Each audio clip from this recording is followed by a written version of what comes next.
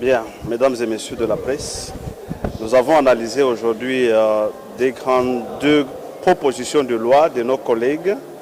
La première est celle portant formation obligatoire de tous les patriotes congolais d'être formés militairement, obligatoirement. Et la deuxième, c'est celle portant réforme du barreau.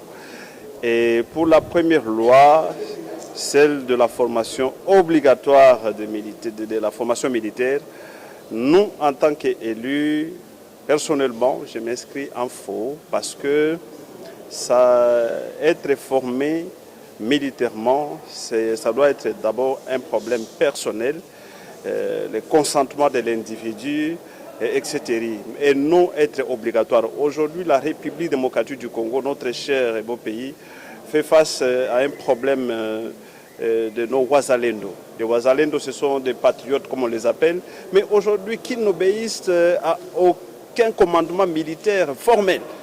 Donc, ils constituent aujourd'hui un danger permanent pour nos compatriotes. Donc, nous devons d'abord commencer par organiser ces Wazalendo et continuer à enseigner le patriotisme dans nos écoles primaires, secondaires comme universitaires, faire voir à nos compatriotes, à nos enfants, les bien fondés d'être militaire et montrer en quoi être militaire est bénéfique pour d'abord le pays et aussi pour soi-même. C'est ce que nous disons que nous nous sommes inscrits en faux.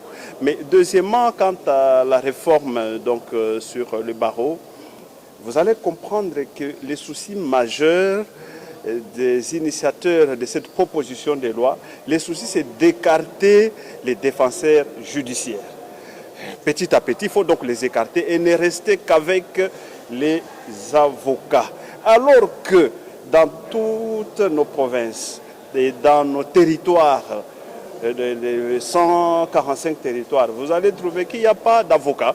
Il y a plutôt des défenseurs judiciaires qui vivent au quotidien avec nos compatriotes, qui savent palper la réalité de nos compatriotes, parfois excusez-moi, de ceux-là qui ne savent pas lire, écrire, mais ce sont ces défenseurs qui sont plus proches de ces gens-là. Et donc les écarter, ce serait donc injuste. Et aussi, lorsque nous prenons les éléments sociologiques, vous allez comprendre que cette loi ne s'est pas adaptée à l'évolution démographique et même à la réforme de notre administration.